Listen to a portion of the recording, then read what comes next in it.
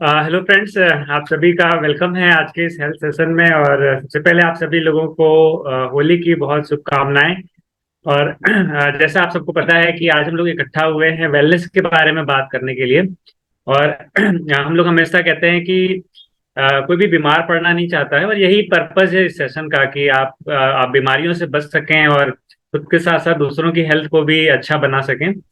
और ये एक ऐसा टॉपिक है जो आजकल बहुत ज्यादा लोगों की नीड है। वेलनेस हर आदमी चाहता है कि हर घर में आप देखें कुछ ना कुछ प्रॉब्लम्स हेल्थ से रिलेटेड लोगों को लगी रहती हैं, और लोग चाहते हैं कि वो हेल्दी रहें। तो इसी के बारे में आज बात होगी, और जो बात करने जा रहे हैं वो बहुत ही सक्सेसफुल है अपनी लाइफ में। प्रोफेसर वो डॉक्टर हैं, और बहुत बढ़िया डॉक्टर हैं, बहुत बढ़िया इंसान हैं, और बहुत उनको नॉलेज है। स्पेशली हेल्थ की फील्ड में बहुत नॉलेज है। सिकनेस के बारे में तो नॉलेज है ही कि आप बीमार पड़े तो आपको क्या करना चाहिए, लेकिन वेलनेस के बारे में उस ब्रेन से रिलेटेड बहुत सारे इश्यूज रहते हैं। तो उसके बारे में आज आपको काफी चीजें पता लगेंगी कि हम कैसे अपने ब्रेन को हेल्दी रख हमें बुलाने के लिए और हमें ये प्लेटफॉर्म देने के लिए। तो आज टॉपिक है अपने नर्वस सिस्टम को, ब्रेन को कैसे हेल्दी रखें। तो हमारा जो ब्रेन है वो नर्वस सिस्टम का पार्ट है। और नर्वस सिस्टम क्या है? जो हमारी पूरी बॉडी को कंट्रोल करता है, और उसकी जो पहुंच है हर जगह है, और जहां नहीं है वो डेड ऑर्गन माने जाते हैं। जैसे नाखून है, नाखून नाम ही है कि वहां खून नहीं है, तो वहां हमारा नर्वस सिस्टम की पहुंच नहीं है। लेकिन जहां से ग्रो करता है वहां है, अगर वहां कुछ होता है तो हमें पेन होता है।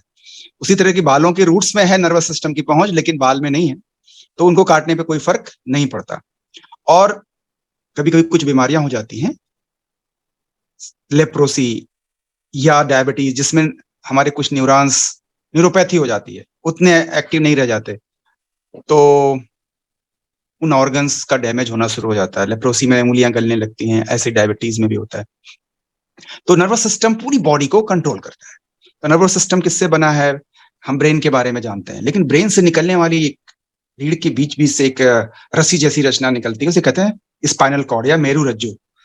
तो स्पाइनल कॉर्ड और फिर पेरिफेरल नर्वस सिस्टम सब मिलकर के बॉडी को हेल्दी बनाए रखने में लगातार सोते समय भी काम करते हैं। तो बॉडी, स्पाइनल कॉर्ड और ब्रेन, ये एक दूसरे को प्रभावित करते हैं, और जब भी कहीं इसमें बाधा आती है तो तरह तरह की बीमारियों का जन्म होता है। तो एक स्लाइड के माध्यम से हम लोग जानेंगे कि क्या क्या बीमारियां, क्योंकि इसमें बहुत सारी स्पेशलिटी इन्वॉल्व है। अगर कोई ट्यूमर हो गया तो उसको न्यूरोसर्जन देखता है। अगर कुछ ऐसा ट्यूमर जैसा नहीं है लेकिन सिम्टम्स आ रहे हैं, कभी कभी दौरा आता है, झटके आते हैं, इस तरह की बीमारियां हैं, तो न्यूरोलॉजिस्ट देखता है। कभी कभी थॉट डिसऑर्डर जैसा लगता है तो उसको न्यूरोसाइकेट्रिस्ट देखता है। तो मतलब इसी हमारे सिस्टम में 3 सुपर स्पेशलिस्ट इस सिस्टम को संभालते हैं। तो हम लोग बात करेंगे कि कैसे हेल्दी रखा जाए, लेकिन उसके पहले कि अगर हम हेल्दी नहीं रख पाते हैं तो मुख्य क्या क्या तकलीफों से गुजरना पड़ता है। तो आप देख रहे होंगे तो जो बीमारियां होती हैं, कभी कभी उनको हम डिटेक्ट कर लेते हैं और इलाज कराने जाते हैं, और कभी कभी हम डिटेक्ट नहीं कर पाते, उसको झेलते हैं। तो जिस बीमारी का सबसे ज्यादा रिस्क बढ़ रहा है वो है डिमेंशिया, या हाँ, या और अगर एडवांस जिसका पार्ट है डिमेंशिया उसे बोलते हैं एल्जाइमर्स। तो आप देखें, जिसको साइकेट्रिस्ट देखते हैं वो लेफ्ट हैंड पर, और जिसको न्यूरोलॉजिस्ट और न्यूरोसर्जन देखते हैं वो राइट हैंड पर। तो पहले राइट से बात करते हैं। तो राइट हैंड पर आप देख रहे हैं, आपको सर दर्द होता है तो कोई कहता है कि टेंशन हेडेक है, कोई कहता है माइग्रेन है या एपिलेप्सी है, या ब्रेन में खून की नली फट गई तो स्ट्रोक है। ऐसे ही मल्टीपल स्क्लेरोसिस, कुछ न्यूक्लियस डैमेज हो रहे हैं तो कहते हैं पार्किंसन डिसीज, और फिर जिसका भी नाम लग रहा था एल्जाइमर्स। एल्जाइमर्स ऐसा माना जा रहा है कि इंसान की उम्र बढ़ रही है। उम्र तो बढ़ रही है, लेकिन उम्र बढ़ने के साथ साथ एक बहुत बड़ी समस्या घट रही है, जो प्रेसिडेंट ऑफ अमेरिका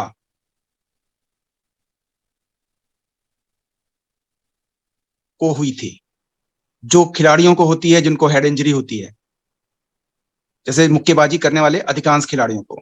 फुटबॉल में हेड मारने वाले, जैसे पेले, जैसे माराडोना, जैसे मुक्केबाज जैसे मोहम्मद अली, ऐसे अधिकांश लोगों को ये अल्जाइमर्स हो गया और उसके बाद उनकी डेथ भी हो गई। तो हम सभी खेलते हैं, कुछ ना कुछ सर में चोट लगती है, नहीं भी खेलते तो उम्र बढ़ रही है। और ये देखा गया है कि जब अल्जाइमर्स या डिमेंशिया डिटेक्ट होगा, उसके 25-30 साल पहले ही ब्रेन में स्पेक्ट के जरिए, स्पेक्ट का मतलब है single photon emission computerised tomography के जरिए ये पता लगाया जा सकता है या लगाया जा रहा है कि आज अगर हुआ हमारा स्पेक्ट स्कैनिंग तो 30 साल बाद हमें डिटेक्ट होगा अल्जाइमर, सिम्टम्स आएंगे, लेकिन आज ही हमारे ब्रेन में चेंजेस हो जाते हैं। तो Ronald Reagan, president of America, वो भी खिलाड़ी व्यक्ति थे, उनको भी अल्जाइमर्स हुआ था, उसके बाद उनकी डेथ हुई। कई बार ऑपरेशन के बाद भी सिम्टम्स बढ़ते चले गए। तो आप सभी को अभी, जो भी आपकी उम्र है, अगर आप 40 से ऊपर हैं तो आपको लगता होगा मैं कुछ भूल रहा हूं। मैं अपना उदाहरण दे रहा हूं। अभी जैसे रोनाल्ड रीगन का नाम मुझे रिकॉल नहीं हो रहा था, होना चाहिए था, लेकिन हो नहीं रहा था। क्यों? मे बी वो सिम्टम्स की शुरुआत मेरे अंदर हो रही हो। ऐसे ही आपको भी रिकॉल करने में तरह तरह की दिक्कतें आ रही हैं, मुझे पता है। जो न्यूरोलॉजिस्ट, अभी किसी को एपिलेप्सी आई, प्रतापगढ़ में हमारे एक जानने वाले थे, तो मैंने कहा कि आप इलाहाबाद में दिखा लें, न्यूरोलॉजिस्ट एनसी द्विवेदी है। और मैं बता के भूल गया। अगले दिन फिर फोन आया कि यहाँ तो बहुत भीड़ है, थोड़ा सिफारिश लगवा दीजिए, सोर्स कर दीजिए, थोड़ा मेरा जल्दी हो जाए। कहना क्या चाह रहे हैं? इतनी ज्यादा इस तरह की तकलीफें बढ़ रही हैं कि जो डॉक्टर्स हैं जो इनको ट्रीट करते हैं, उनके पास फुर्सत नहीं है। और उनके पास पर डे पेशेंट्स की लाइन लगी है, कभी कभी तो हफ्ते, महीने, और उसके बाद भी। तो खैर उन्होंने अगले दिन दिखा पाए, उनका उस दिन नंबर ही नहीं आया, और फिर उन्होंने हमारे पास भेजा पर्चा कि ये दवा चली है। तो उस पर्चे पे बहुत कुछ लिखा था, लेकिन एक ये भी लिखा था कि इमरजेंसी में आप दूसरे अस्पताल में जाएं, डॉक्टर साहब इमरजेंसी देखते ही नहीं, इतने व्यस्त हैं।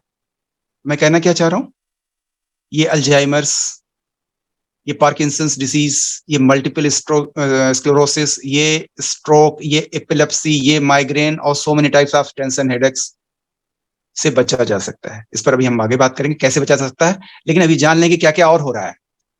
इसके अलावा जो न्यूरोसाइकेट्रिक डिसऑर्डर्स हैं, आप देखें लिखा होगा PTSD, post traumatic stress disorder. घर में किसी प्रिय व्यक्ति की जान चली गई और बाकी जो उनके प्रिय लोग थे पीटीएसडी के शिकार हो गए। अब सुसाइडल थॉट्स आ रहे हैं, किसी चीज में मन लग रहा, कोई काम नहीं कर पा रहे हैं, ये एक बीमारी है, पीटीएसडी। फिर आपको लिखा है एएसडी, ऑटिस्टिक डिसऑर्डर से ये। तो ऑटिस्टिक में डेवलपमेंटल डिसऑर्डर है, बच्चों में हो जा रहा है, बच्चे अटेंशन नहीं दे पा रहे हैं और किसी चीज मतलब किसी काम के नहीं अपने में खोए हुए हैं, दैट इज एएसडी।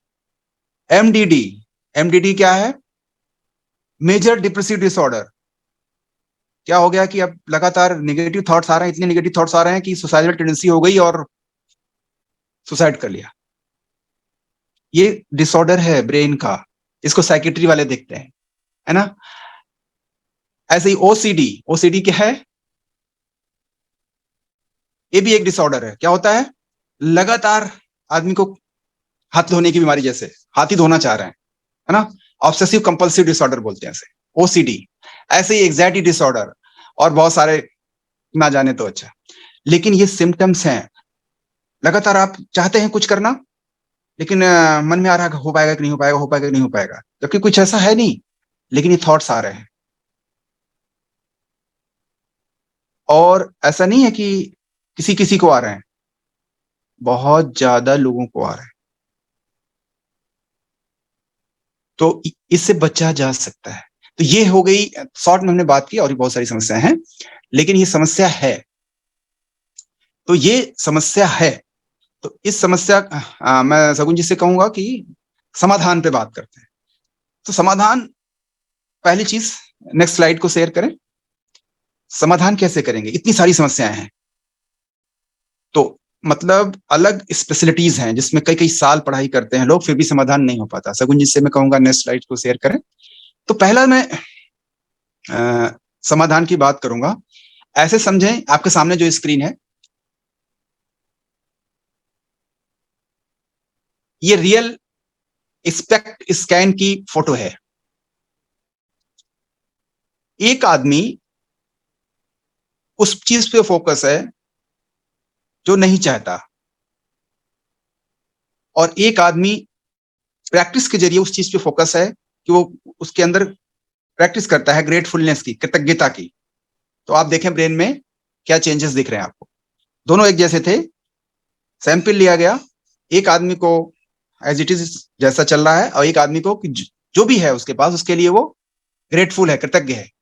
तो आप देखें कि ब्रेन में कितना चेंजेस आता है। राइट हैंड साइड पे ब्रेन का स्कैन जो है लेफ्ट हैंड के मुकाबले ज्यादा डिस्टर्ब है, ज्यादा उबड़ खाबड़ है। तो इससे क्या सिद्ध हुआ, नेगेटिव थिंकिंग से ब्रेन डैमेज होता है।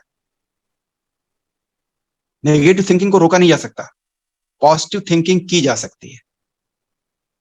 तो पहला काम जो हमें करना चाहिए अपने ब्रेन और पूरे नर्वस सिस्टम के लिए और इंटर्न पूरे बॉडी के लिए क्या है, ऐसे लोगों से कनेक्ट होना जो हमारे अंदर पॉजिटिव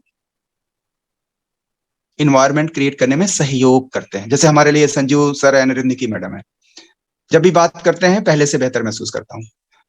तो ऐसे ही हम जिस सिस्टम में हैं हमारे साथ ऐसे ही ज्यादातर लोग होते हैं कि जो हमारे अंदर हमारे, और आपको पता होना चाहिए कि जो लोग ये अपनी हैबिट डाल लेते हैं उनके घर में भी यही माहौल पैदा होता है, उनकी जनरेशंस को फर्क पड़ता है पॉजिटिव, उनके ब्रेन एंड नर्वस सिस्टम को। तो आपके पास चॉइस है। अपने हमेशा एक क्वेश्चन अपने आप से करना है कि हम अपने ब्रेन की हेल्थ के लिए क्या कर रहे हैं। अगर हम नेगेटिव से भरे हुए हैं तो अपना ब्रेन डैमेज कर रहे हैं। कुछ लोग रूठे रहते हैं, कुछ लोग क्रोधित रहते हैं, उनमें से मैं भी एक हूं, लेकिन मैं सीख रहा हूं, ये सीखा जा सकता है।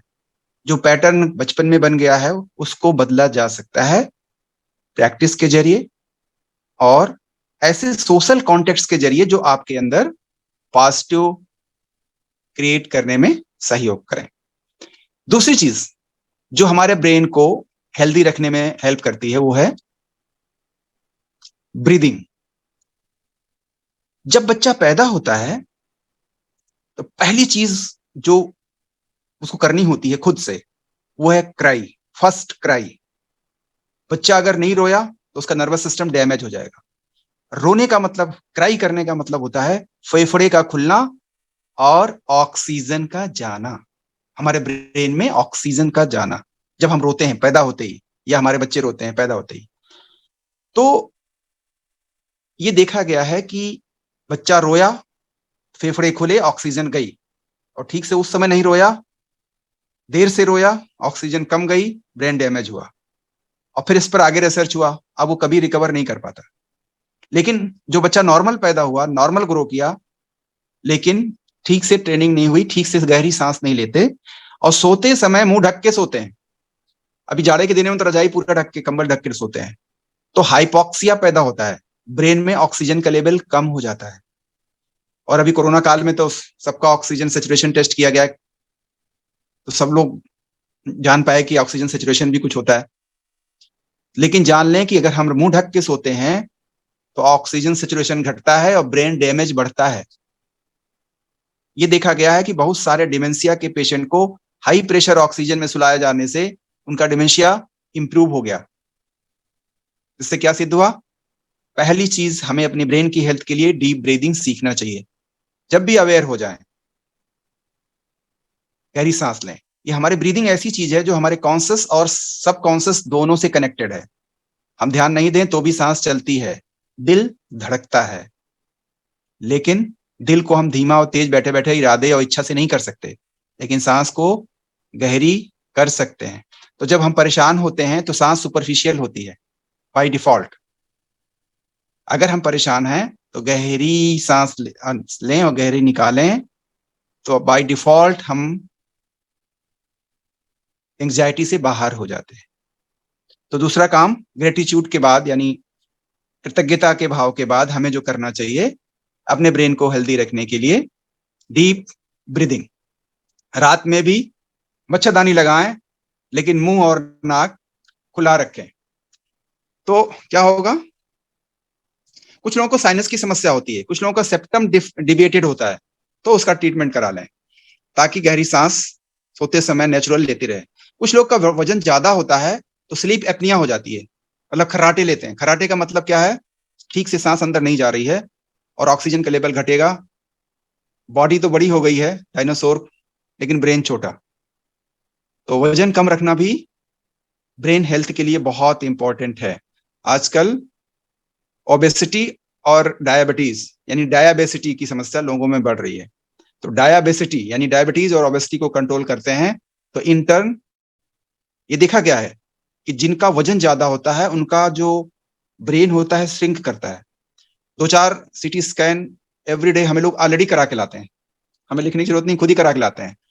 और ज्यादातर के ब्रेन में सब कुछ नॉर्मल हो तो भी ब्रेन एट्रोफी, अगर 40+ एज है तो 80% से अधिक स्कैन्स में ब्रेन एट्रोफी लिखा रहता है। एट्रोफी का मतलब होता है सूखना, ब्रेन सूख रहा है। बॉडी में कोई भी ऑर्गन हो उसका साइज बहुत मायने नहीं रखता, लेकिन ब्रेन का साइज मायने रखता है। अगर ब्रेन का साइज सिकुड़ रहा है तो समझिए कि हमारी दिमागी क्षमता भी कम हो रही है, और दिमागी क्षमता कम हो रही तो उम्र भी घट रही है और हम अल्जाइमर या डिमेंशिया की तरफ भी बढ़ रहे हैं।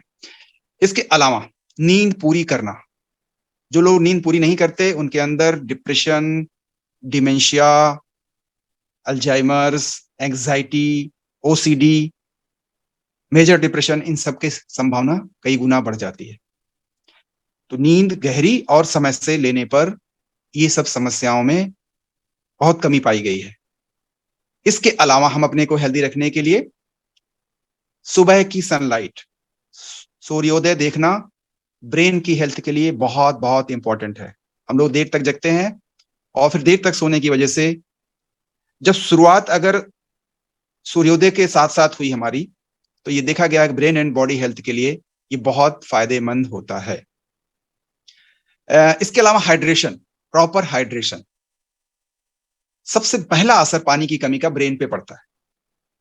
तो हमें, गर्मियां आ रही हैं, पानी सो के उठते ही लेना चाहिए।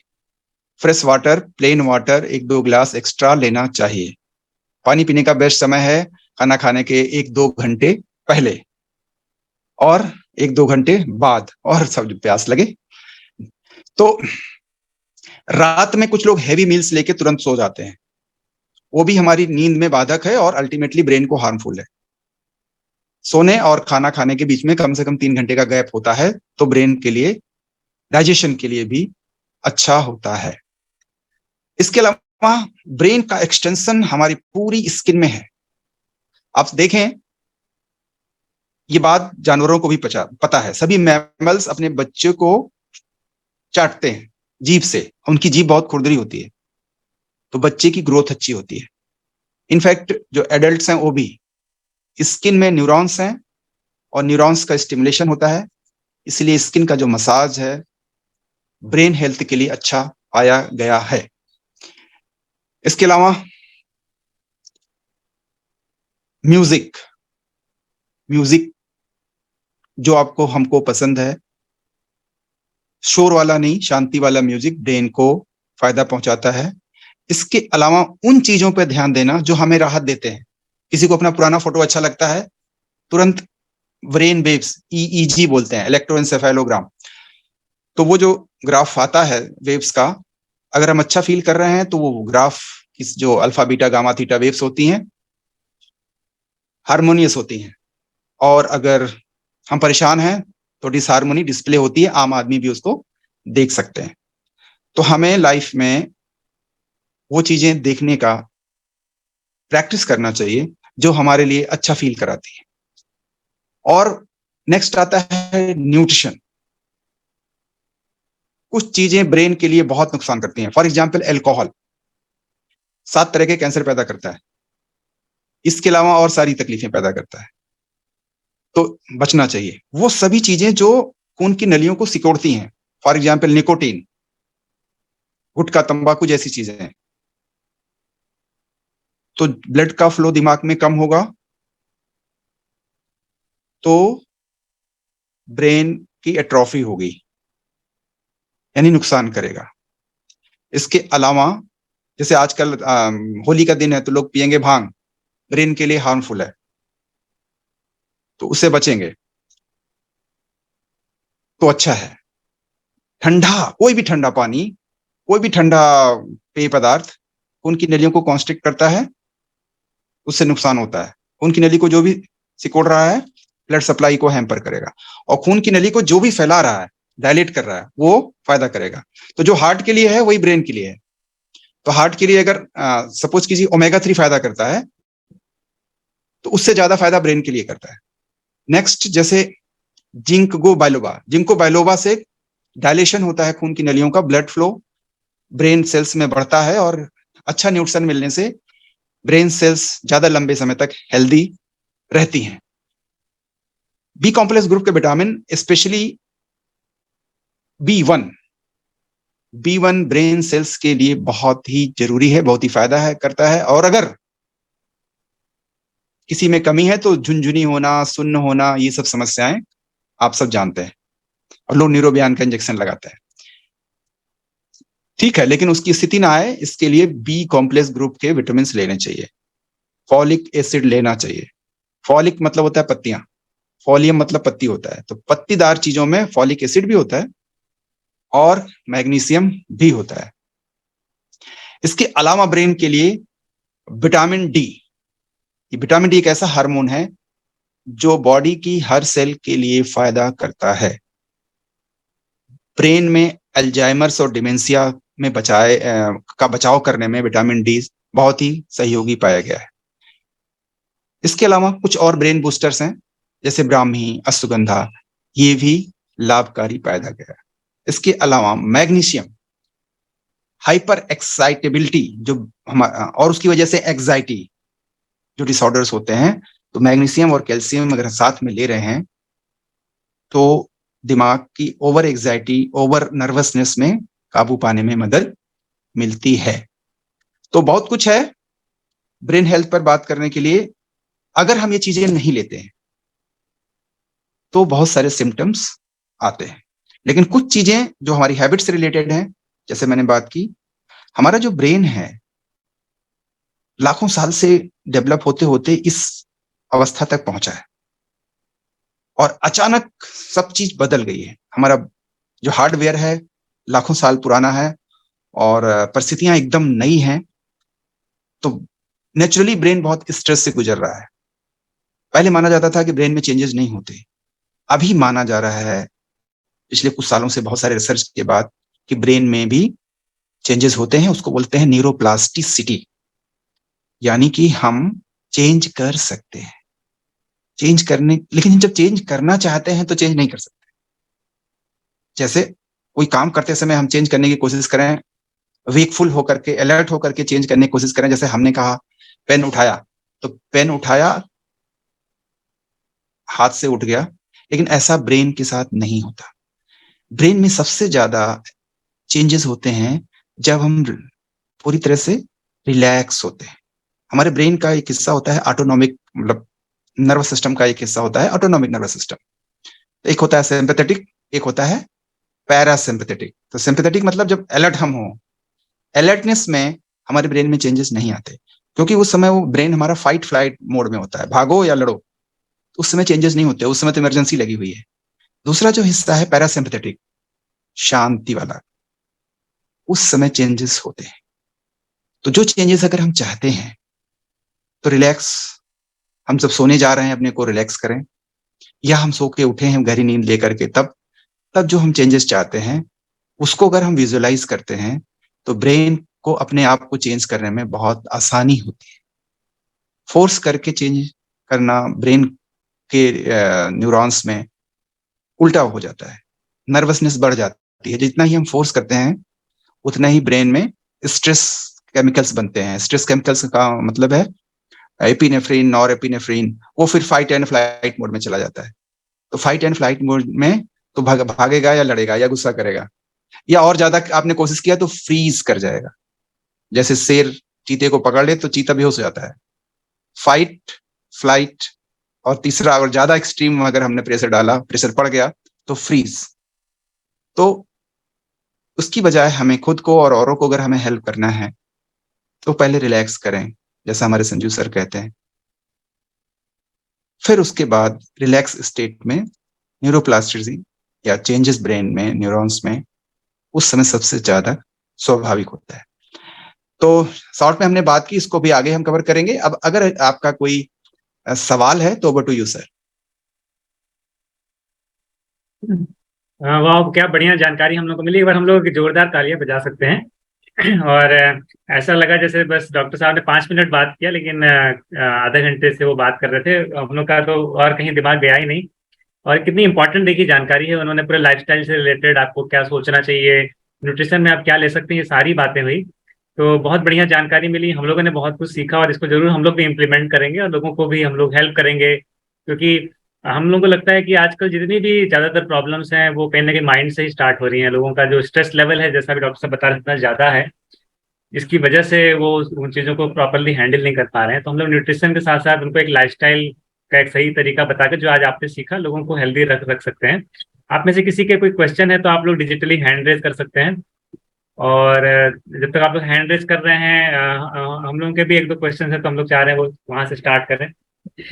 थैंक यू डॉक्टर साहब, आपने बहुत अच्छे से हम लोगों को बताया और हम लोग बहुत लकी हैं कि आप हमारे साथ हैं। और आपकी बहुत सारी नॉलेज जो हमें मिलती है, हम लोग को बहुत उससे हेल्प मिलता है। और हम लोग हमेशा भगवान को थैंक्स करते हैं कि आप हमारी टीम में हैं और हमारे लिए एक सेकंड टू गॉड जैसे है कि हम लोग कभी भी आपसे सीख लेते हैं और बहुत सारी चीजें सीखते हैं।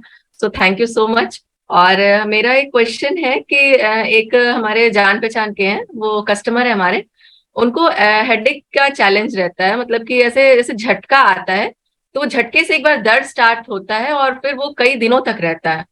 और उसके बाद आप कोई भी पेन किलर खा लीजिए, कुछ भी खा लीजिए, वो कम नहीं होता है। और उसके बाद उस समय ऐसा लगता है कि मतलब अपना सिर ले जाकर के दीवार में मार लो और फिर कहीं चले जाओ, और किसी से बोलने का मन नहीं करता है। तो ऐसे कंडीशन में हम उनको क्या कर सकते हैं? मतलब न्यूट्रिशन में तो क्या दे सकते हैं, या बाकी चीजें हम उनको क्या चीज कैसे करके हम उनको हेल्प कर सकते हैं?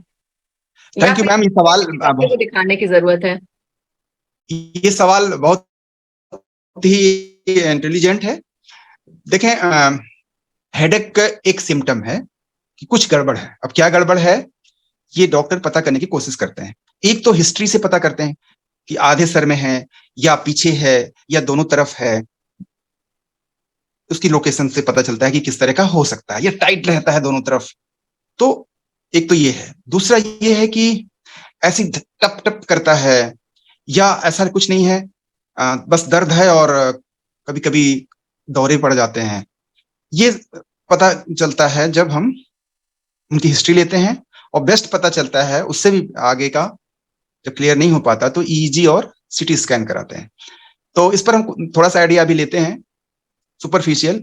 अगली बार हम चाहेंगे कि अगर आप हमें अनुमति दें तो नेक्स्ट संडे को हेडेक पर ही चर्चा कर लें, क्योंकि ये अभी मैंने अल्जाइमर पर थोड़ी बात की। जो हेडेक है ना, ये सबको बहुत ज्यादा है, किसी को कम है, किसी को ज्यादा है। तो हेडेक पर चर्चा हम करेंगे अगले संडे को डिटेल में। लेकिन मैं अपनी बात बताऊं कि मैं जब मेडिकल कॉलेज में गया तो पहले साल मुझे पता चला कि हेडेक होता क्या है। उसके पहले मैं सर दर्द जानते नहीं था, और मुझे ऐसा हेडेक हुआ कि कोई डॉक्टर प्रोफेसर बचे नहीं जिनके पास मुझे जाना ना पड़ा हो, और मेरा हेडेक ठीक फिर भी नहीं हुआ। फिर कैसे ठीक हुआ वो हम अगले वाले में बताएंगे। तो हेडेक का कारण क्या है ये पता करना जरूरी है। अगर वो इस मीटिंग में है तो अच्छी बात है, नहीं है तो अगली बार अगर वो रहते तो वो समझ पाते और लोगों को भला होता। तो हेडेक का सिंपल मतलब है, या कहीं भी पेन का मतलब है वहां कुछ डैमेज हो रहा है, उस डैमेज को हमें रिवर्स करना है तो हेडेक खत्म हो जाएगा। हम सभी हेडेक को या किसी भी पेन को तुरंत दूर करने के लिए पेन किलर्स लेते हैं। पेन किलर लिया तो हेडेक को यानी सर दर्द को कैरी करने वाले जो न्यूरॉन्स है वो सुन्न हो गए, लेकिन वो तो परमानेंट क्योर हुआ नहीं ना। ऐसे ही हमारे टीम में एक व्यक्ति थे, इनफैक्ट हैं अभी वो, और उनको भयंकर दर्द होता था और वो आज बिल्कुल ठीक है। फिर वो एक दूसरे शिक्षा विभाग में अधिकारी उनके मित्र थे, उनको ले आए, उनका भी ठीक हुआ। मैं ट्रेन में सफर कर रहा था, कैसे शुरुआत हुई बाद में पता चला। मैं ट्रेन में सफर कर रहा था, एक यंग लड़का, उसने ऐसे ही निकाला और ऐसे किया और ऐसे खा गया। तो मैंने कहा क्या है, क्या बीमारी है आपको? कहा बीमारी थी, अब ठीक है। और मैं एम्स से लौट रहा हूँ, all India institute of medical sciences, Delhi से लौट रहा हूँ। और उसने जो डिब्बी दिखाई वो न्यूक्लियर डेली की थी। मैंने कभी उसके पहले जाना नहीं था कि कुछ होता है, मैं जानता नहीं था। तो मैंने उसका नाम नोट किया, तब मैं इसके बारे में कुछ भी नहीं जानता था। बस उसने बताया कि मैं गोंडा का रहने वाला हूँ, पहले मुझे हेडेक होता था और बहुत परेशान होने के बाद भी नहीं ठीक हुआ। फिर मुझे किसी ने, मतलब सब इलाज फेल हो गया, तो किसी ने उनको बताया कि ये न्यूक्लियर डेली खाइए, और उन्होंने 1 हफ्ते के लिए लिया। 1 हफ्ते में उनका आधा हो गया, 15 दिन में चौथाई रह गया, 1 महीने में ठीक हो गया। तो वो फिर उस समय वो एम्स से इलाज करा रहे थे, और डॉक्टर ने कहा, अगर वहां पर न्यूरोलॉजिस्ट ने बोला एम्स के, कि अगर आपको इससे ठीक है तो आप इसे खाते रहो, इससे कोई नुकसान नहीं। ये पहला हमारा इंट्रोडक्शन था न्यूक्लियर डेली का, और उसके बाद मैं भूल गया। जब मैं खुद इसके बारे में, जब मेरी खोज जारी हुई, तो वो हमें याद आया। तो अगर वो हेडेक उस तरह का है जैसे उस लड़के का था जो 18-20 साल का था, जो देखने में लग रहा था 10 साल का, उसने कहा मेरी उम्र 20 साल है, लेकिन मैं 10 साल का इसलिए हूं कि मुझे बचपन से ही सर दर्द है। तो अब आप समझ लें कि उसको, अब किसी को इससे ठीक हुआ। अब अगर उनकी समस्या गैप ऑफ न्यूट्रिशन से है, तो न्यूक्लियर डेली ही एनफ है। ये सच्ची कहानी है मेरी लाइफ की। लेकिन अगर कोई और समस्या है, न्यूट्रिशनल गैप के अलावा टेंशन की वजह से है, तो भी न्यूट्रिशन काम करेगा, डोज थोड़ा बढ़ाना पड़ेगा, ओमेगा 3 भी ऐड करना पड़ेगा। इन केस कुछ और है, इससे नहीं फायदा होता, तो फिर अंदर क्या है वो सीटी स्कैन एमआरआई के बाद और क्लियर होगा कि क्या है।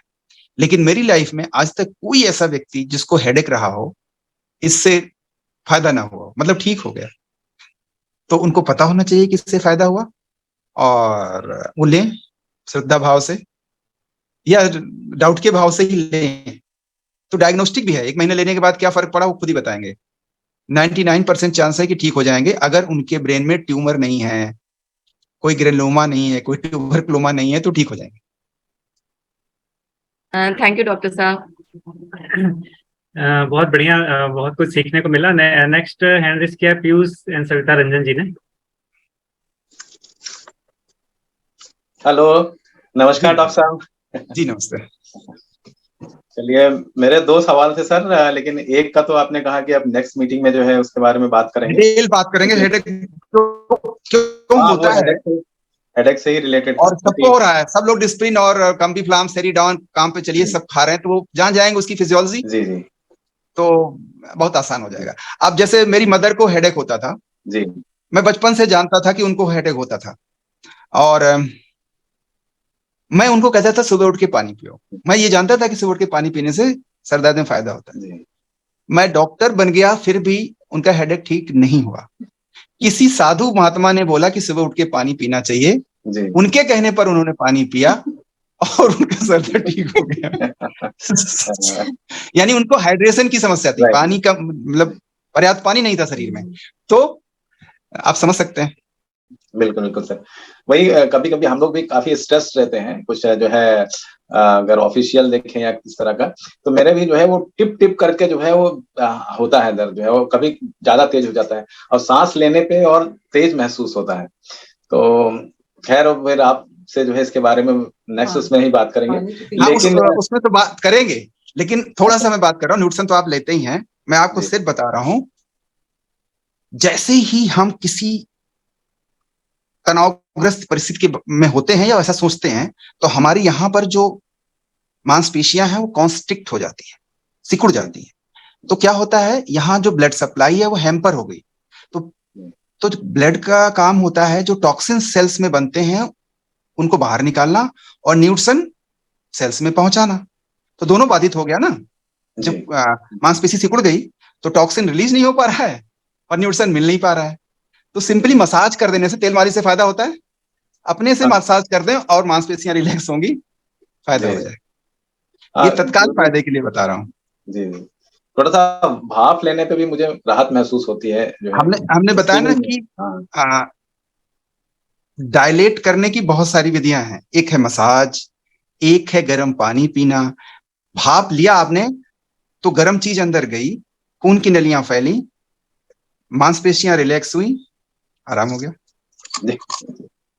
तो मेरा सवाल सर जो है एक दूसरा था, जो है जो हमारे एक कस्टमर हैं, और उनकी वाइफ है, और उनको जो है एक डिसऑर्डर ऐसा है कि वो इतनी ज्यादा सफाई पसंद है कि पूरा टाइम उनका इसी में जाता है। और इवन घर के अंदर कोई मतलब शूज तो बाहर ही उतारना रहता है, लेकिन अगर कोई सोफे पे बैठ भी जाता है तो वो बताते हैं कि वो कम से कम उसको जो है फिर से धोएंगी, साफ करेंगी, पेपर बिछा देती हैं। कोई घर में आता है तो कहते हैं पेपर में बैठिए आप, सीधे डायरेक्टली सोफे पे मत बैठिए। तो इस तरह इस कदर जो है उनके अंदर इस तरह का यस, डिसऑर्डर है, दैट और इज वो पूरी ओसीडी। फैमिली परेशान रहती है। नहीं जी नहीं, वो जानबूझ के कोई नहीं करता। ये बीमारी का नाम है ओसीडी, जी ऑब्सेसिव कंपल्सिव डिसऑर्डर। जी तो अभी चर्चा में कुछ बात शब्द आए थे, जी न्यूरोट्रांसमीटर्स या न्यूरो मॉड्यूलेटर्स। तो ऐसे लोगों में सेरोटोनिन और डोपामिन, ये बार बार, या एस्टाइकोलिन या एपिनेफ्रिन, नॉरएपिनेफ्रिन, ये शब्द आज की डेट में बहुत कॉमन हो गए हैं, खासकर डोपामिन। तो डोपामिन एक ऐसा न्यूरो मॉड्यूलेटर है जो रिवॉर्ड को, मतलब वो अगर पर्याप्त है तो हमारा ब्रेन रिवॉर्ड फील करता है। या जिस चीज, जैसे मान लीजिए हमें मिठाई खाने से डोपामिन बढ़ता है तो हम मिठाई बार बार खाएंगे, तो उस व्यक्ति के अंदर डोपामिन डिसबैलेंस हो गया, सेरोटोनिन डिसबैलेंस हो गया, जितना नॉर्मल से होना चाहिए अप डाउन हो रहा है। मान लीजिए किसी के अंदर अप हो गया तो वो मैनिक हो जाएगा, कम हो गया तो डिप्रेसिव हो जाएगा, ऊपर कम हो रहा है तो इस तरह के सिम्टम्स आएंगे। तो इसके लिए दवा होती है, अच्छा। SSRI बोलते हैं। SSRI का मतलब होता है सीरोटोनिन रीअपटेक इनहिबिटर्स, मतलब सेरोटोनिन का लेवल बनाए रखने वाले केमिकल्स हम मेडिकल में देते हैं। तो फॉर एग्जाम्पल फ्लोक्सिटिन, मैं नाम नहीं लेना चाहिए, बता रहा हूं, ऐसी बहुत सारे मेडिसिन हैं। एक तो ये है। दूसरा ये है कि थोड़ा अगर उस पर डिपेंड ना करें तो ज्यादा अच्छा है। ओमेगा 3 अगर लेते हैं, नेचुरल बी लेते हैं और वॉक करते हैं, फिजिकल एक्टिविटी करने से हमारे न्यूरोट्रांसमीटर्स बैलेंस होते हैं। और साथ में अगर ओमेगा 3 लेते हैं तो अपने आप वो जो सिम्टम्स आ रहे हैं क्लीन हो जाएंगे। ओमेगा 3 का डोज मिनिमम 3 होना चाहिए। उनके जिनको भी ओसीडी होता है उनके अंदर ओमेगा 3 फैटी एसिड की काफी कमी होती है, तो ये देने से ये सिम्टम ओसीडी के चले जाएंगे और डिप्रेशन के भी सिम्टम चले जाएंगे। नकारात्मक थिंकिंग हम सोचते हैं आदमी जानबूझ के करता है, ANT बोलते हैं, automatic negative thoughts. Bye practice भी हम पॉजिटिव थिंकिंग ला सकते हैं, और अगर उसमें हम न्यूट्रिशन का ऐड करें तो बहुत तेजी से रिकवर होने में मदद मिलती है। ये सब के लिए है। किसी को हाथ धोने की आदत है, मैं एक जगह रहता था, वो लेडी रात में 2 बजे तक बर्तन मांजती थी, कभी फिर साबुन से, फिर किसी और चीज से, फिर किसी और चीज से। और उसके हस्बैंड परेशान कि डॉक्टर साहब मैं क्या करूं। तो मैंने कहा भाई डॉक्टर को दिखाओ। तो बोले लेकिन इसको सफाई का शौक है। शौक नहीं है 2 बजे रात तक बेचारी का। ऑटोमेटिक नेगेटिव थॉट्स आ रहे हैं, कुछ रह न गया हो, कुछ लगा ना हो। और उसके बाद वो फर्श, नया घर बना था तो वो फर्श मतलब कम से कम नारियल वाले झाड़ू से 10 बार साफ करती थी पानी से। तो एक मैंने जो विधि बता, आपको आप भी यूज कर सकते हैं, मैंने उसे बताया। और अपने घर को बहुत प्यार करती थी, तो मैंने कहा अगर ज्यादा साफ करेगी ना तो सीमेंट घिस जाएगी। वो उसका कम हो गया। तो कुछ ऐसे नेगेटिव थॉट्स को खत्म करने के लिए कुछ पॉजिटिव थॉट्स चल देते। अब उस घर घिस जाएगा तो उससे उसको कम हुआ, लेकिन बर्तन धोने के लिए मेडिसिन की जरूरत पड़ी। फिर बाद में ये रिसर्च आया कि वो उससे फिर एडिक्ट हो जाता है आदमी, लेकिन इमरजेंसी में SSRI का यूज कर सकते हैं। लेकिन ओमेगा 3 और फिजिकल एक्टिविटी से 100% इंप्रूव हो जाते हैं। ठीक है, thank you very much sir, thank you. Next Vishwajit ji ने हैंड रेस किया है। विश्वजीत जी, हाँ। हेलो जी वेलकम। जी, नमस्ते डॉक्टर साहब। जी नमस्ते। जी सर, इतनी अच्छी अच्छी जानकारी आपके द्वारा प्राप्त होती है, जी और जी मैंने एक बार और रिक्वेस्ट किया था कि इसकी रिकॉर्डिंग हम लोग को उपलब्ध हो जाती तो बहुत लोगों को लाभ इससे होता। बहुत लोग जुड़ जी, नहीं पाते हैं, और जिस तरह से बिल्कुल। आप एक्सप्लेन करते हैं इसको हम नहीं कर सकते हैं सर। मेरी बेटी को भी ये बात समझ में आई, तो डॉक्टर LK हेल्थ पावर नाम से उसने ये रिकॉर्डिंग डाल दी है। डॉक्टर LK हेल्थ पावर, आप उसको जी देख जी सकते हैं और दिखा करके लोगों को उनका सचमुच फायदा करा सकते हैं। आपको लगेगा कि किसी को OCD है और साइकेट्रिस्ट भी नहीं ठीक कर पा रहा है, तो वो हमारे ओमेगा 3 को कैसे लेगा। लेकिन मैं आपको बता रहा हूं कि ये जो साइकेट्रिक सिम्टम्स होते हैं, ये बायोलॉजिकल समस्या होती है, उसकी वजह से आते हैं। और ये बायोलॉजिकल समस्या में बहुत हद तक ये जो न्यूट्रिशन है आपका इफेक्टिव है, मतलब रामबाण है। दुनिया के जो टॉप साइकेट्रिस्ट हैं वो खुद ले रहे हैं, मतलब खुद ले रहे हैं। मैं आप अपनी बात बता रहा हूं कि आपको मैंने पहले जो स्क्रीन दिखाई, मेरे कई बार हेड इंजरी हो चुकी है भयंकर, मैं घंटों बेहोश रहा हूं, हेड इंजरी, और भी बहुत सारे सिम्टम्स प्रॉब्लम से गुजरा हूं। और मैं खुद आज अपने आप को फिट फॉर्म महसूस करता हूं और बहुत सारे लोगों को फिट कर चुका हूं जो कहीं नहीं ठीक हो पाए थे। तो आप बिल्कुल मदद करें अपनी भी, और जो भी आपके संपर्क में आए उनकी भी, और वो आपको मिल जाएगा। डॉक्टर LK हेल्थ पावर नाम से। चैट में भी लिंक आ गया है, आप लोग चैट में भी देख सकते हैं। उस लिंक पे जाके आप जितने भी पहले भी हो चुके हैं सेशंस, उसके भी वीडियोस मिल जाएंगे। और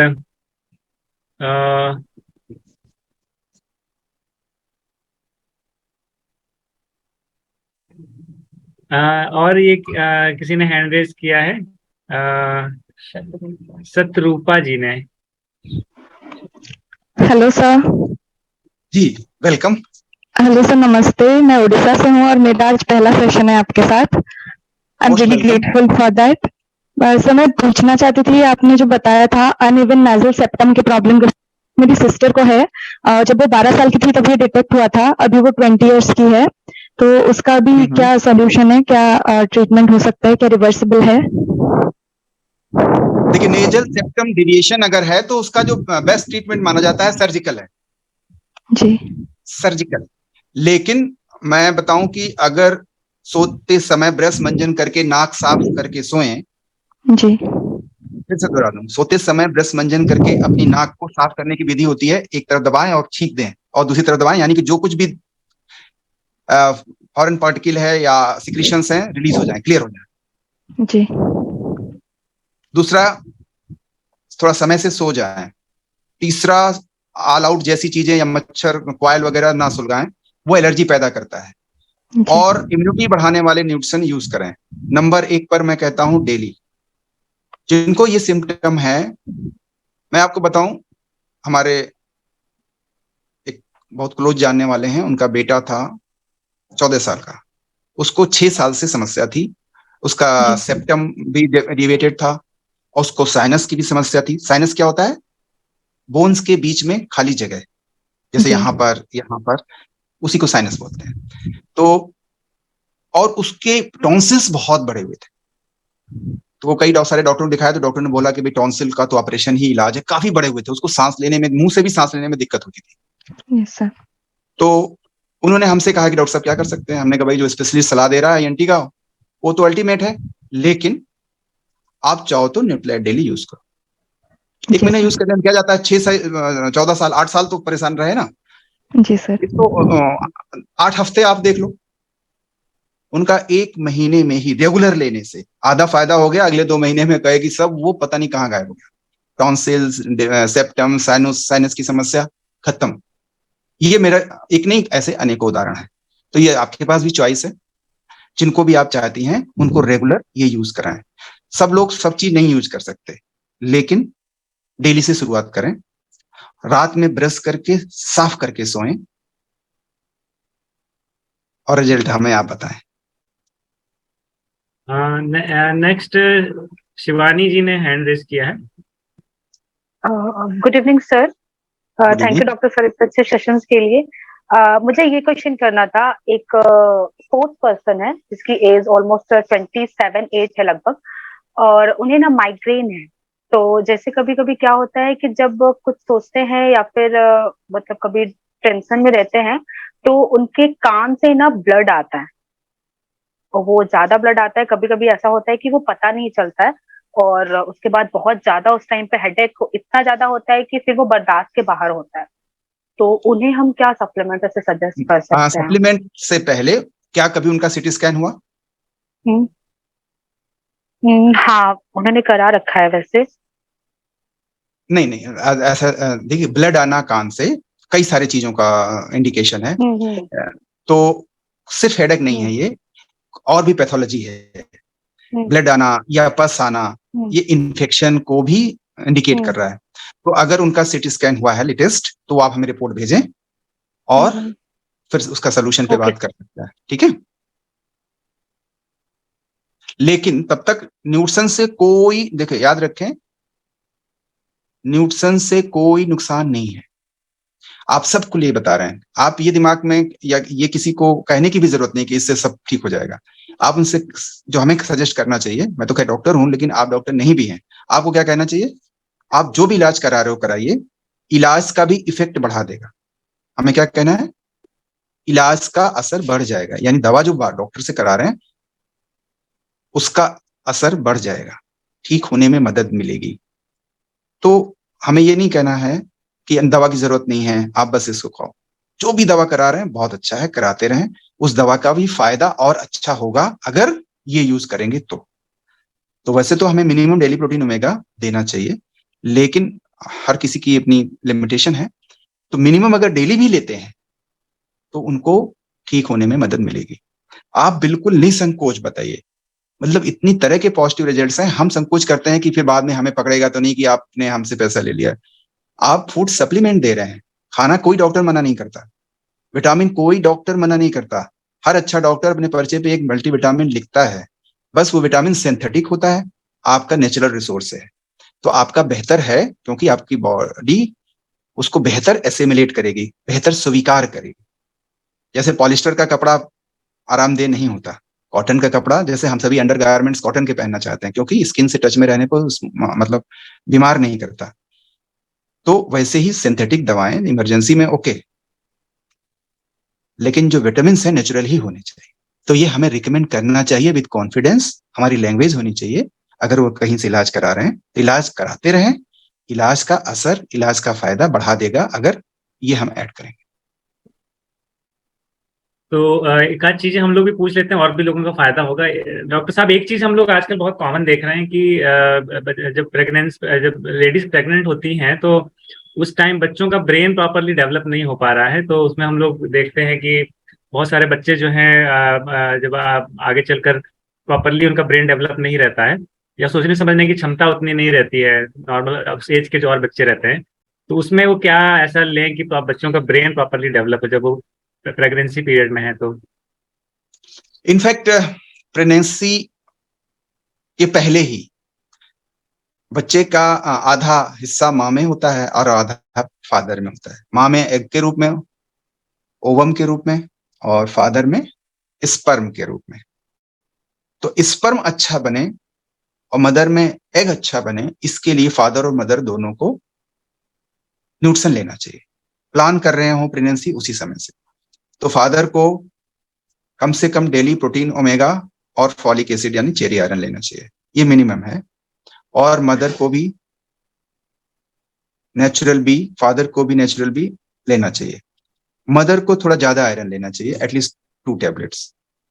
और ओमेगा 3 फादर को भी लेना चाहिए, मदर को भी लेना चाहिए, कम से कम 2 सॉफ्ट जेल। तो omega 3, natural B, cherry iron, ये मिनिमम लेना, और प्रोटीन पाउडर, ये मिनिमम लेना चाहिए। तो स्पर्म और ओवम अच्छे से बनेंगे।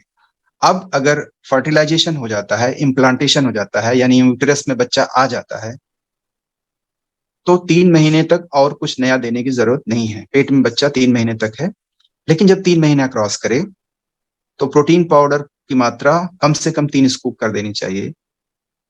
नेचुरल बी कम से कम 2 कर देना चाहिए। चेरी आयरन 2 गोली सुबह, 2 गोली कैलमैग रात में कर देना चाहिए। ये माँ के लिए, क्योंकि ये बच्चा माँ के पेट में है, और ये कंटिन्यू रखना चाहिए अगले 3 महीने तक। और फिर 3 महीने, यानी बच्चा पेट में 6 महीने हो गया तो नेचुरल भी चलता रहे कम से कम 2, प्रोटीन पाउडर कम से कम 3, चेरी आयरन सुबह कम से कम 2, कैलमैग 2 दोपहर और 2 रात में कर देना चाहिए, क्योंकि बच्चे की जो बोन्स का डेवलपमेंट तेजी से हो रहा होता है, तो जो रिक्वायरमेंट होती है कम से कम 1200 मिलीग्राम की होती है। तो बाकी खाने से आ जाएगा, और 4 टैबलेट लेने से कैल्शियम की जरूरत लगभग पूरी हो जाएगी मदर में। तो 4 टैबलेट डिवाइडेड डोजेस में आफ्टर 6 मंथ, और चेरी आयरन 2 टैबलेट सुबह, नेचुरल भी सुबह शाम, और protein powder minimum 3 scoops continue रखना चाहिए। और ये आफ्टर डिलीवरी भी कंटिन्यू रखना चाहिए, ताकि एटलीस्ट 21 मिलीग्राम आयरन का पूरा होता रहे, 1000 मिलीग्राम यानी 1 ग्राम से ऊपर कैल्शियम का होता रहे। प्रोटीन पाउडर मिनिमम 80 ग्राम्स चाहिए नियर अबाउट, तो 80 ग्राम्स में कुछ खाने से मिल जाता है, और 3 स्कूप मिनिमम हम ले रहे हैं। और जिसको मिल्क ना हो रहा हो 4 स्कूप लेना चाहिए, तो लैक्टेशन प्रॉपर होता रहेगा और बच्चा हेल्दी रहेगा। तो मदर को अगर कोई ये सोचता है कि जरूरत नहीं है, तो सिर्फ जानकारी की कमी से ऐसा होता है, और हमें सिर्फ जानकारी बढ़ाने की जरूरत है।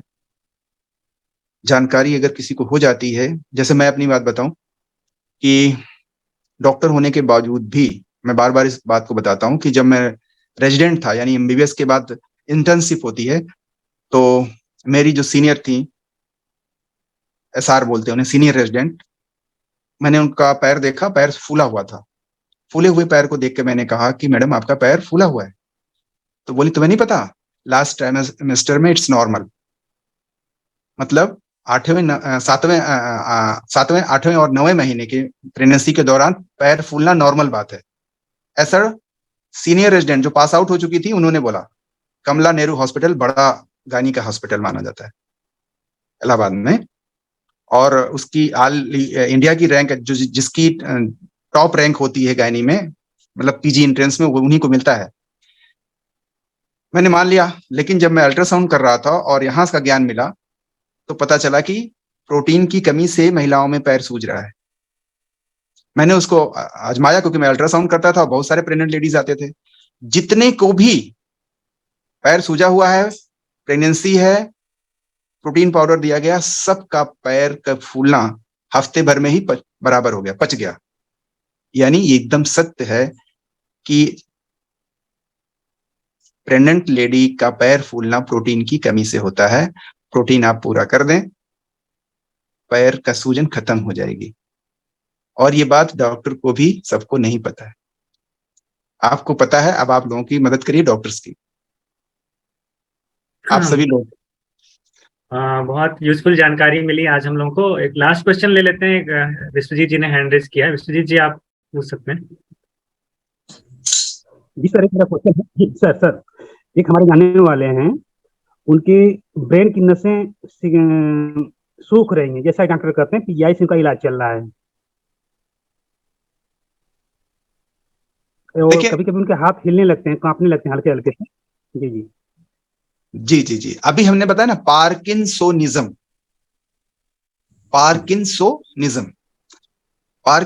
में हाथ पैर कांपते हैं, रिजिड हो जाते हैं, और ऐसा माना जाता है। सिंडोपा, लियोडोपा दवाएं चलती हैं, और ऐसा माना जाता है कि ये रिकवर नहीं होता। तो ये क्या है? क्रॉनिक डीजेनरेटिव डिसीज है। जैसा कि आप जानते हैं, हम लोग बार बार इसको दोहराते रहेंगे आगे भी, कि हमारी बॉडी में, ब्रेन में, हर जगह 2 तरह के प्रक्रियाएं चल रही हैं, एक रीजनरेटिव, एक डीजेनरेटिव।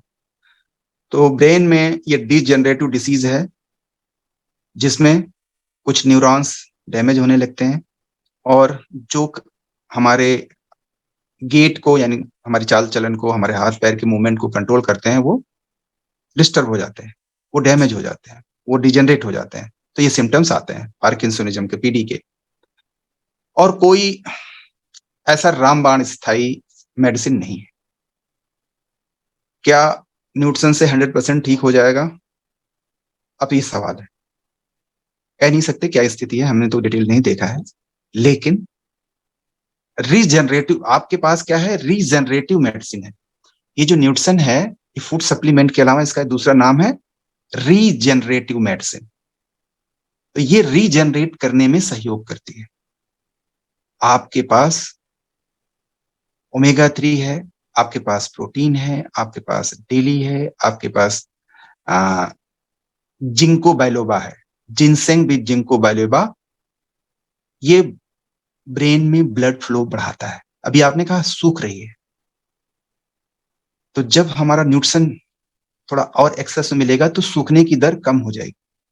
तो एकदम रिकवर कर जाएगा मुझे पता नहीं, क्योंकि उनकी कंडीशन हमें डिटेल नहीं पता, लेकिन उनकी कंडीशन का डिटोरेशन रुकेगा और कुछ ना कुछ इंप्रूवमेंट पक्का होगा अगर आप ये चीजें देंगे। क्या मैंने कहा?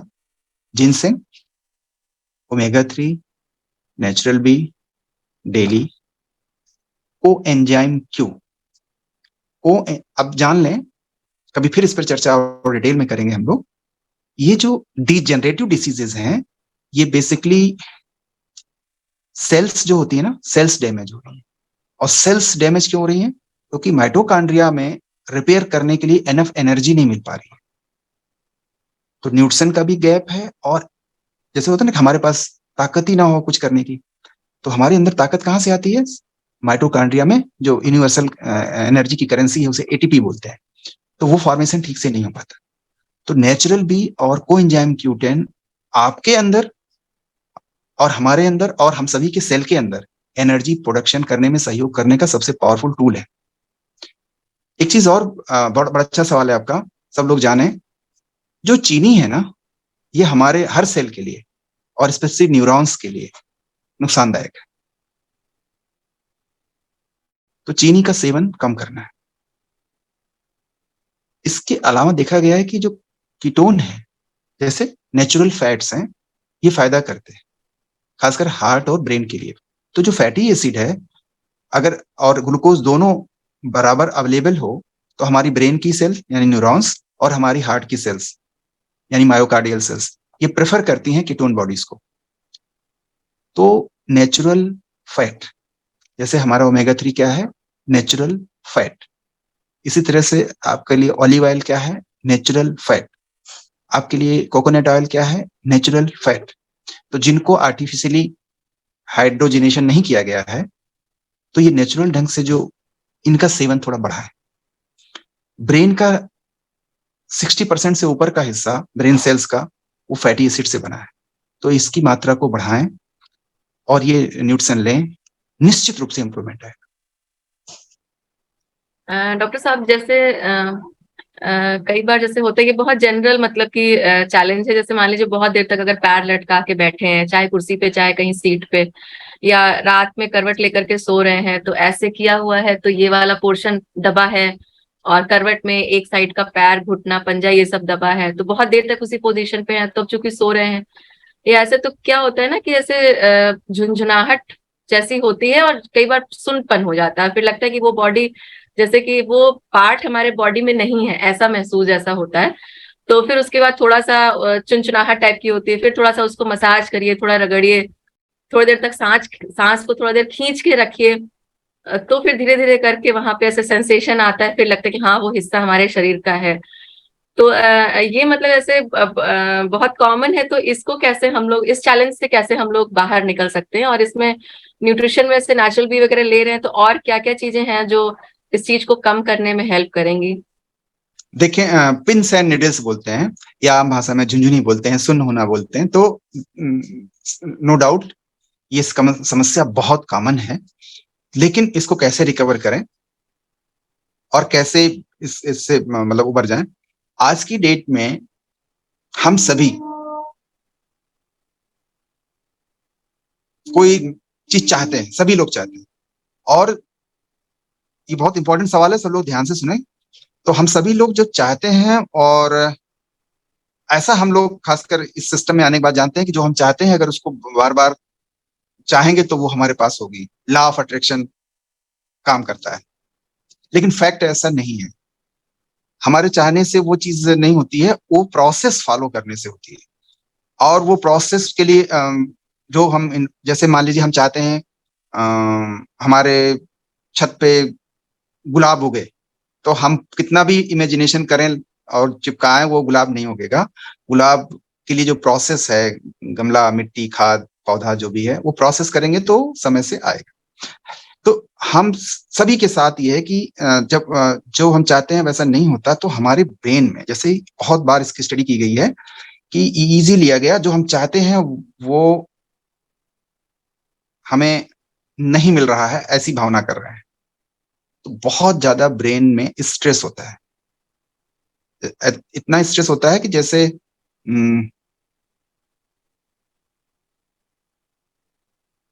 गुफा में हमारे पूर्वज रहे होंगे और बाहर कोई शेर दहाड़ रहा है, तो गुफा में है, शेर अंदर नहीं भी घुस सकता, लेकिन जो गुफा के अंदर वाले हमारे पूर्वजों को स्थिति रही होगी, वैसी स्थिति पैदा होती है हम सभी के साथ। तो ठीक से बाहर शेर दहाड़ रहा है, हम गुफा में हैं और तो सो नहीं सकते, गहरी नींद भी नहीं आ सकती। ये सब स्थितियां, परिस्थितियां इसीलिए, और याद से नहीं है। जब बुद्ध को ये समस्या खुद आई तो, और उन्होंने बड़ी मेहनत किया, तो उनका पहला शब्द था जीवन दुख है। उन्होंने लिखा है कि जीवन दुख है, दुखी दुख तो है, कुछ है ही नहीं अच्छा। तो उनका ज्ञान का पहली लाइन थी कि जीवन दुख है। लेकिन अभी साइंस इस पे काम कर रहा है कि सबसे ज्यादा आदमी के लिए हेल्पफुल आज भी है, मैं जहां रहता हूं वहां बहुत बंदर है, संजीव जी जानते हैं। रात में जब बहुत ठंडक पड़ती है तो बंदर खुले में ही बैठते हैं, लेकिन सब इकट्ठा होकर बैठते हैं। तो सब इकट्ठा होते हैं, तो ये देखा गया है इंसानों पर भी कि जितनी ज्यादा हमारा सोशल इंटरेक्शन होता है, और हमें लगता ये जो पहले जो कबीले होते थे सब एक दूसरे को लिए सपोर्टिव होते थे, तो सबसे ज्यादा ब्रेन के लिए वो एक टॉनिक या विटामिन या हीलिंग का काम करता है। तो आज की डेट में हम सभी लोग आइसोलेटेड फील कर रहे हैं अनजाने में कि शायद, और एक ऐसा इमेज बन रही है हमारे दिमाग में लगातार, इस पर वैज्ञानिक बहुत परेशान हैं, हैरान हैं, उपाय ढूंढ रहे हैं कि ऐसा क्या करें कि ये स्ट्रेस का लेवल कम हो। जैसे अगर कोई आदिवासी है, डिस्कनेक्टेड है पूरी दुनिया से, तो हवाई जहाज देख रहा है तो वो सोच रहा है कि कोई एलियन चीज है, तो उसके लिए हवाई जहाज पाने का कोई इरादा नहीं है। लेकिन अगर किसी ने मन में ही पाला है कि हमें हवाई जहाज चाहिए या मेडिकल में जाना चाहिए या इंजीनियरिंग में जाना चाहिए, उसको नहीं मिल रहा है, तो जिसको मिल गया है वो हो सकता है ज्यादा परेशान हो, लेकिन वो व्यक्ति जिसको नहीं मिला है, वो सोच करके उसका ब्रेन लगातार नेगेटिव मैसेज देके पूरी बॉडी में जो कुछ भी खा रहे हैं उसको कंज्यूम कर लेगा। क्योंकि फाइट और फ्लाइट जब स्विच ऑन होता है तो कोई रीजनरेशन का काम ठीक से नहीं हो पाता। दूसरे ढंग से समझें कि अगर घर में लड़ाई झगड़ा चल रहा हो तो घर का रिपेयर वाला काम नहीं होता।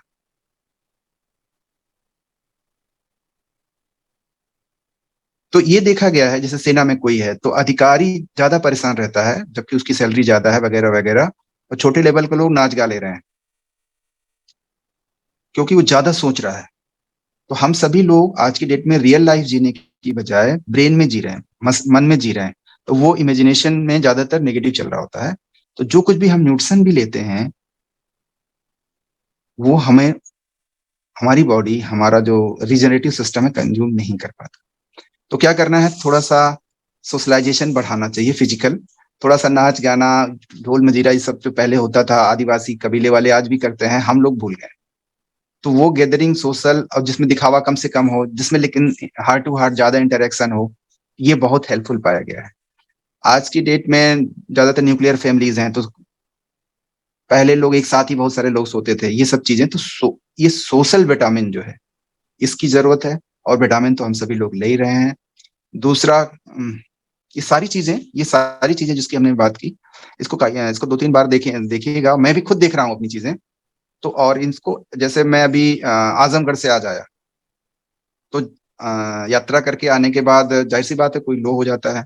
तो मेरा दिमाग में वॉच कर रहा था और हमें मीटिंग भी लेनी थी, आज मैं अभी लखनऊ में हूँ, तो मेरा दिमाग बार बार नेगेटिव चीजों पे अपने आप चला जा रहा था। लेकिन चूंकि मुझे यही टॉपिक मिला था तो मैं थोड़ा अवेयर था कि ऑटोमेटिक नेगेटिव चीजों पे जाना ये नॉर्मल बात है। डेवलपमेंटल दिमाग हम सभी का डेवलपिंग है, और जहां से भी ग्रो करके आया है, हमारे जो पूर्वज रहे होंगे, तो बहुत खतरों से गुजर के आया है, तो हर चीज को वो डेंजरस मान लेता है। कुछ भी चेंज हुआ तो डेंजर का सिग्नल भेजता है। लेकिन जब लोग कई सारे होते हैं हम कनेक्टेड, और हमारा ब्रेन लेता है कि हमें बचाएंगे, ये हमारा सपोर्ट करेंगे, तो वो शांत रहता है। तो हम सभी लोगों को, मतलब जैसा मैंने बताया कि मैं हमेशा अकेले हमारा बचपन गुजरा है, तो मैं समझ सकता हूँ कि अकेले या आइसोलेट, ये एक कहते हैं ना कि ये एक तरह से पनिशमेंट हो रहा है। लोग हैं कनेक्टेड एक ही फैमिली में, लेकिन सब लोग एक अलग सबका अपना संसार है। ज्यादातर चीजें हम शेयर नहीं कर पाते कि हम कैसे गुजर रहा है, या शेयर करने में संकोच करते हैं हम सभी। मैं अपनी बात बता रहा हूँ। तो जब इसीलिए सुसाइडल टेंडेंसीज बढ़ रही हैं। सब कुछ ठीक है, लेकिन ऐसा लग रहा है कि अब जीवन बेकार है, क्योंकि फैमिली से भी कनेक्टेड नहीं है, वगैरह वगैरह। तो आज की डेट में जितना सोशल इंटरेक्शन की जरूरत थी उतना पहले शायद नहीं थी, या पहले पर ज्यादा लोग कनेक्टेड ऑलरेडी थे। तो हमें ज्यादा सोशल कनेक्ट होना है, न्यूट्रिशन तो ले ही रहे हैं, और खुद को एक शब्द है इमोशन। इमोशन का मतलब होता है जो मोशन में हमें कर दे, गतिशील कर दे। तो एवरी थॉट हमें गतिशील बनाने के लिए होता है, लेकिन अगर हम थॉट के हिसाब से बॉडी को गतिशील नहीं करते तो थॉट दिमाग में चलते रहता है। जैसे हमारी मोटरसाइकिल या कार ऑन हो लेकिन मूव ना कर रही हो, तो ऑन है तो इंजन ऑन है, तो जिस मतलब डीजल पेट्रोल खर्च होगा ही होगा। तो अगर हम सोच रहे हैं सिर्फ और उसको मूव नहीं कर रहे हैं, मोशन में नहीं है, तो इनफैक्ट वो जो भी हम विटामिन प्रोटीन खर्चा ज्यादा होता है, और खासकर B1 का खर्चा बहुत ज्यादा होता है। और सुन्न होने की समस्या, झुंझुनी की समस्या, मैं जहां जॉब करता हूँ 70% लोग ये शिकायत लेके आते हैं कि मेरी कमर में सुन्न हो रहा है, हाथ में सुन्न हो रहा है, घुटने के नीचे सुन्न हो रहा है, एड़ियों में सुन्न हो रहा है। इतनी कॉमन हो गई है।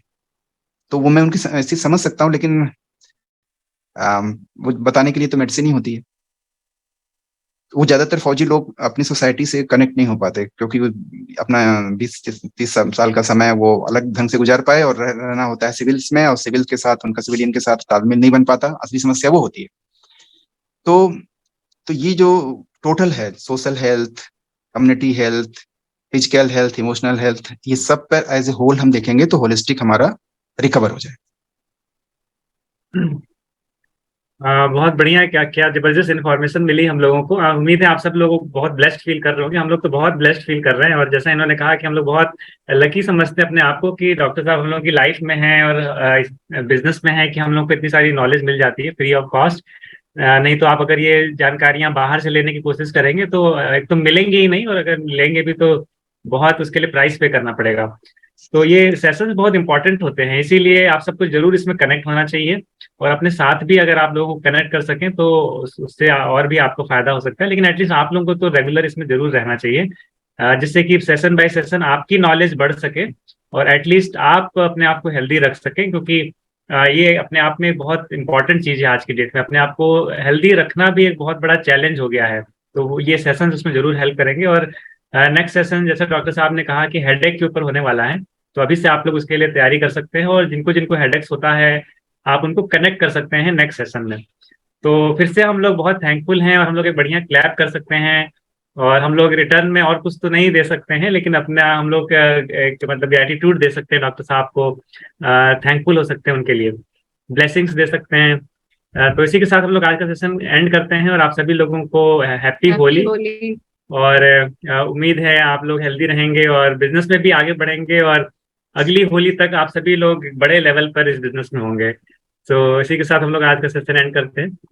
Thank you Sanjeev sir and Riddhi madam, और सभी पार्टिसिपेंट को again thank you, happy Holi.